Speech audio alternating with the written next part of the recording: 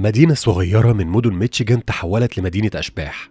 ده ممكن يكون لأسباب كتير، لكن بيري تشيني مدينة أشباح ميشيغان ملعونة من ساحرة شريرة. فهل الكلام ده حقيقي ولا ده مجرد لغز من الألغاز الموجودة في الكون؟ ويا ترى الموضوع ليه أي تفسير منطقي؟ علشان نحاول نلاقي إجابات للأسئلة دي، تعالوا علشان أحكي لكم الحدوتة من الأول.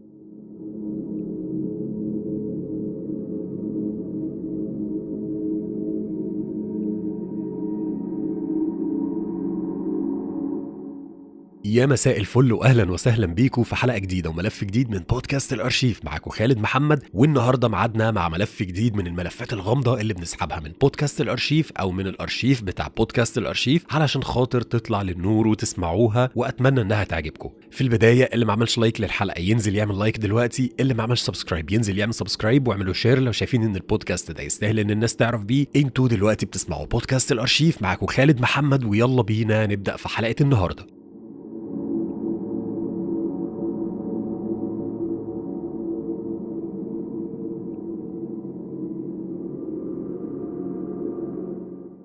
بيري تشيني كانت مدينة من مدن ميشيغان الشهيرة بكونها مركز لصناعة وبيع الأخشاب. مجرد مدينة في غابات الولاية مبنية جنب طريق سكة حديد قديم. المدينة اللي تم تأسيسها سنة 1874 وكان عايش فيها حوالي تقريبا 1500 نسمة، كانوا عايشين في سلام وأمان لحد سنة 1917، السنة اللي وصل فيها عدد سكان المدينة ل 18 نسمة بس. وما بقاش موجود من أثر في المدينة غير واحدة من المقابر العامة الخاصة بيها، واللي مدفون فيها أكتر من 90 جثة. لكن إيه اللي حصل في المدينة دي علشان يحولها من مركز صناعي كبير لمقبرة منسية تماما ومهجورة؟ رسميا وعلى الورق وطبقا للسجلات الرسمية، الدفتيريا هي السبب، وده مرض ما بقاش موجود دلوقتي بسبب التقدم العلمي والطبي، لكن وقتها كان وباء مميت. الغريبة إن الوباء ده ما ضربهمش مرة واحدة، لا، ده ضربهم مرتين، والاتنين كانوا أسوأ من بعض. البداية كانت سنة 1893. الموجة الأولى من الوباء ضربت المدينة وقضت على عدد كبير من السكان، وخصوصا الأطفال، وطبعا ده وللأسف ما كانوش مستعدين لمواجهة أو مقاومة الوباء نهائيا. أما الموجة التانية فضربتهم سنة 1897، والمرة دي أول ما الوباء بدأ ينتشر، سكان المدينة اللي كانوا لسه عايشين لموا حاجاتهم وهربوا ناحية المدن المجاورة ليهم. سنة 1901 تعداد المدينة نزل ل 25 نسمة تقريبا. سنة 1912 قفلوا مكتب البريد اللي في المدينة وأعلنوها مدينة أشباح مهجورة رسميا. أما النهاردة فمش فاضل منها غير مقبرة عامة مليانة شواهد قبور مكسرة وقديمة. السجلات الرسمية بتقول إن الوباء هو سبب موت كل سكان المدينة ومسحها من على وش الأرض، لكن الحقيقة إن في أسطورة حضارية مشهورة قوي بتقول كلام مختلف تماما. الأسطورة بتقول إن الحطاب اللي أسس وبنى المدينة كان سارق الأرض من واحدة من قبائل السكان الأصليين. لما أهل القبيلة ما قدروش يرجعوا الأرض تاني، قرروا يستعينوا بساحرة علشان تلعن الأرض وتلعن كل اللي هيسكنوا عليها. الأسطورة بتحكي بعد كده عن شوية حالات موت غامضة وغريبة لحد ما أهل المدينة بيتوصلوا لمعاهدة سلام مع أهل القبيلة، وساعتها الساحرة بتلغي اللعنة بتاعتها، بس للأسف بعد فوات الأوان. لكن دي مش الأسطورة الوحيدة اللي بتحكي أصل اللعنة اللي المدينة دي مرت وعدت بيها. في أسطورة تانية أشهر من الأسطورة الأولى بتقول إن واحدة من سكان المدينة دي كانت ساحرة، ولما أهل المدينة عرفوا طردوها من وسطهم وأجبروها تعيش في الغابات اللي حوالين المدينة. للأسف الست دي كانت حامل واضطرت تولد في الغابة، وبسبب قلة الرعاية الصحية الطفل أصيب بمرض قوي ومات على الرغم من كل المحاولات اللي هي بذلتها علشان تنقذه. علشان كده الساحرة دي لعنت المدينة وكل سكانها، وكانت هي السبب في الوباء اللي قتل كل أطفال المدينة انتقاما لطفلها المسكين. الأسطورة دي كانت السبب في إن المدينة تتحط ضمن المدن اللي عاشت فيها ساحرات، على الرغم من كونها أسطورة ولحد النهاردة مفيش دليل على صحتها. بيقال إنك لو رحت المدينة، أو بمعنى أصح المكان اللي كانت فيه المدينة، هتشوف أضواء غريبة بتتحرك وسط الغابة وبين الشجر، وهتلمح خيالات بتتحرك حواليك بسرعة. ممكن كمان تسمع ضحكات شيطانية لأطفال صغيرين، ولو راكب عربية هتشوف عليها آثار طبعات إيدين أطفال صغيرين ملهمش وجود ولا هتقدر تشوفهم.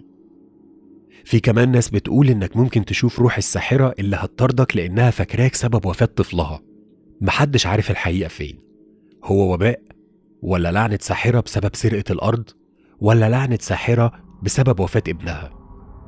أعتقد الموضوع هيفضل لغز للأبد، لكن إحنا محتاجين نفكر، لو كان الموضوع مجرد وباء وراح لحاله، ليه لحد النهاردة المدينة مهجورة ومفيش أي حد يجرؤ إن هو يروح يعيش فيها؟ على الرغم إن زي ما قلنا في الأول إن لو الوباء هو السبب فالتقدم العلمي خلى المرض ده مبقاش موجود خالص، فمفيش أي داعي يخليك تبقى خايف إنك تروح تعيش هناك أو تسكن هناك.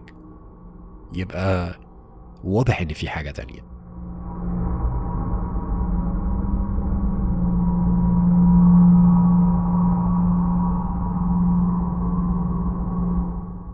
سنة 1892 مارسي براون ماتت بعد صراع مع مرض السل، لكن أهل قريتها كان عندهم تفسير مخيف شوية لموتها. في القرن ال19 مرض السل انتشر في نيو إنجلاند بشكل مخيف. الناس كلها كانت مرعوبة من الوباء اللي انتشر بسرعة النار في الهشيم. في الفترة دي الوباء كان قاتل فعلا وكان بيحصد أرواح كتير. خلوني بس أقول لكم إن الموت بعد الصراع مع المرض ده كان موت قاسي، لأن أعراضه كانت عبارة عن حمى، ارتفاع درجة الحرارة بشكل كبير جدا، كحة دموية وتدهور في الحالة الجسدية، وكل ده بيحصل بالتدريج لدرجة إن الناس كانت بتقول إن كأن الحياة بتتسرب من جوه أجسام المرضى. والحقيقة إن المرض كان بينتشر بسرعة مرعبة وبيحصد أرواح كتيرة في طريقه، وبسبب الجهل المنتشر بين الناس بدأت الإشاعات تنتشر عن وجود قوة خارقة للطبيعة هي اللي ورا انتشار المرض، زي مثلا مصاصين الدماء. كانوا مقتنعين إن سبب انتشار العدوى هو إن مصاصين الدماء بيمصوا دم الضحايا وبينقلوا المرض من ضحية للتانية بدون ما يحسوا بيهم. وعلشان يقدروا يقضوا على المشكلة دي كان قدامهم حل واحد، هو إنهم يستخرجوا جثث كل اللي ماتوا من المرض، وبعد ما يستخرجوا أعضائهم الداخلية ويحرقوها علشان يمنعوا مصاصين الدماء من نبش القبور يرجعوهم مرة تانية. وده لأنهم كانوا معتقدين إن دي الطريقة اللي مصاصين الدماء بيتغذوا بيها على ضحاياهم، وبالتالي هيمنعوا انتشار المرض على ايدين مصاصين الدماء. لكن الفكر ده كان ليه ضحايا، واكبر ضحايا التفكير ده كانت بنت مسكينة اسمها ميرسي براون، وكان عندها 19 سنة.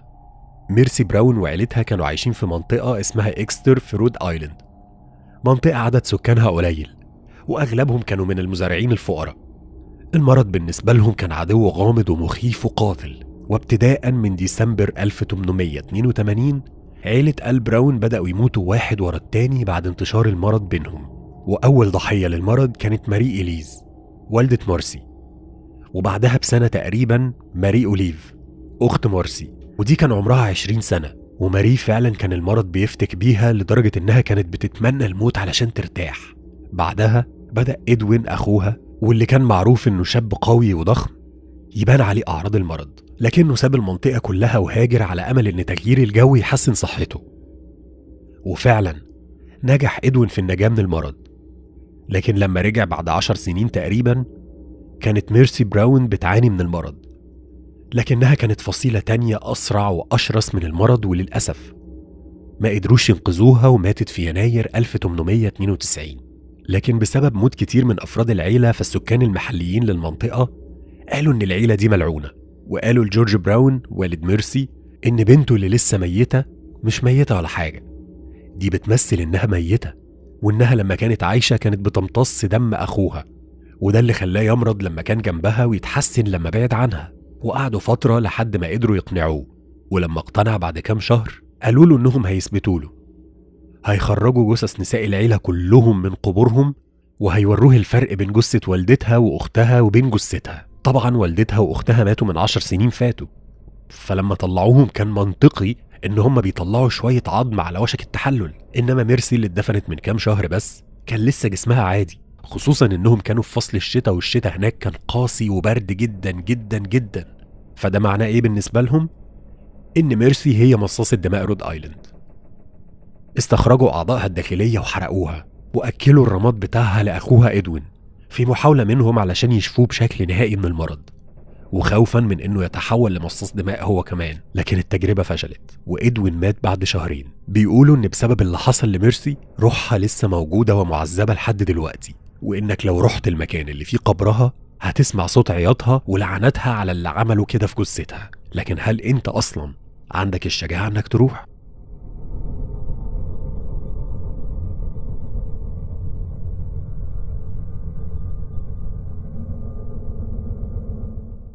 قلعة أوهايو المسكونة، اسمها قلعة فرانكلين، ومعروفة بإنها أكتر مكان مسكون في ولاية أوهايو كلها. بيقولوا جواها ممرات سرية حصل جواها حاجات مخيفة وجرائم قتل وحشية، وبيقولوا كمان إن أرواح الناس اللي ماتت جواها لسه سكناها لحد دلوقتي في شارع فرانكلين. وده الشارع اللي كان معروف في يوم من الأيام إنه واحد من أرقى الأماكن في كليفلاند. هتلاقي قلعة مكونة من 4 أدوار. القلعة دي معروفة إنها أكتر مكان مسكون في ولاية أوهايو كلها. اسمها الرسمي هو قلعة تايديمان، وده نسبة للمصرفي الثري هانز تايديمان اللي أمر ببناء القلعة كقصر سنة 1881، وانتقل علشان يعيش فيها هو وأسرته على طول. لكن للأسف بعد 10 سنين سنة 1891 والدته وبنته ماتوا جوه القلعة في أسبوعين ورا بعض، وخلال ال3 سنين اللي بعد كده 3 كمان من ولاده ماتوا جوه القلعة. أصغرهم كان عمره 11 سنة. وقتها كانت مراته دخلت في نوبة اكتئاب عنيفة وبدأت تفكر تموت نفسها علشان تروح لولادها. علشان كده بدأ هانز يجدد القلعة علشان يلهيها عن الأفكار الانتحارية اللي هي بتفكر فيها. أول حاجة بدأ يعملها كانت تحويل الدور الثالث بالكامل لقاعة احتفالات كبيرة، وأضاف مجموعة أبراج وسور ضخم للقلعة علشان يخلي شكلها مهيب فعلا. في الوقت ده بدأت الإشاعات تنتشر.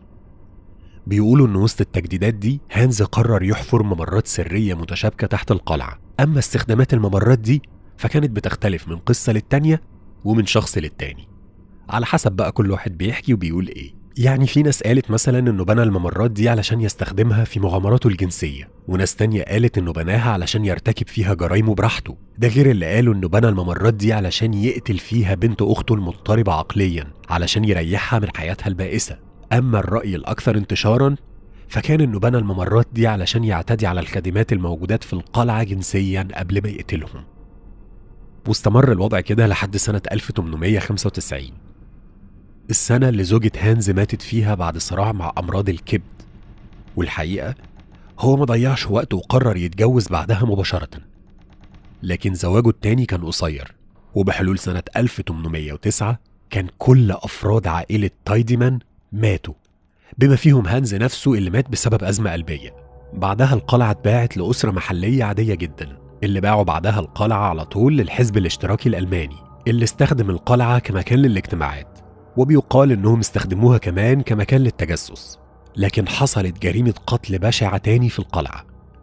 تفتكروا الجريمة دي حصلت فين؟ هديكوا 5 ثواني تفكروا.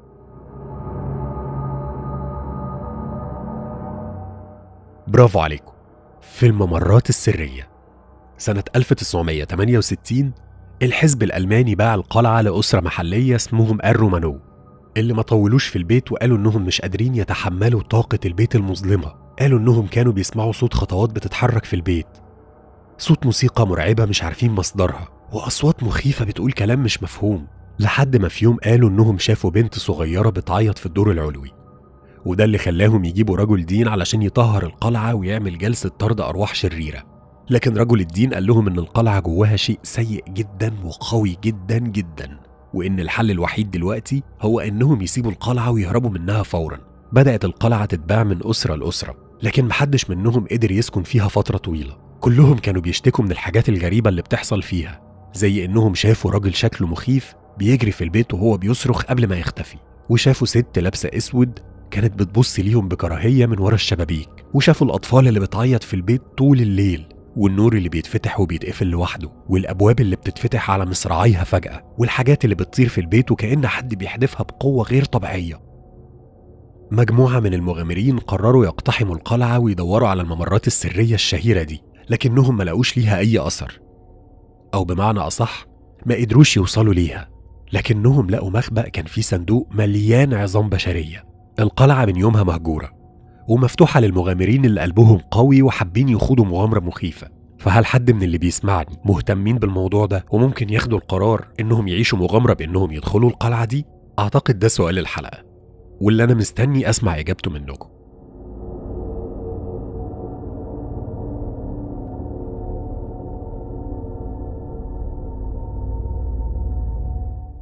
ولحد هنا بينتهي ملفنا النهارده في بودكاست الأرشيف، وأتمنى إن حلقة النهارده تكون عجبتكم، وبما إنها يعني عجبتكم فاللي ما عملش لايك في أول الحلقة ينزل يعمل لايك دلوقتي، اللي ما عملش سبسكرايب في أول الحلقة ينزل يعمل سبسكرايب دلوقتي، واللي بقى ما بيعملوش شير من أول ما البودكاست بدأ لحد النهارده مش هقول لكم حاجة غير إن أنا زعلان منكم. لو يرضيكوا زعلي ما تعملوش شير. يلا مش هتكلم أكتر من كده، لحد ما نتقابل بقى الحلقة اللي جاية، يا اللي ما بتعملوش شير ويا اللي بتعملوا شير. أشوفكم على خير.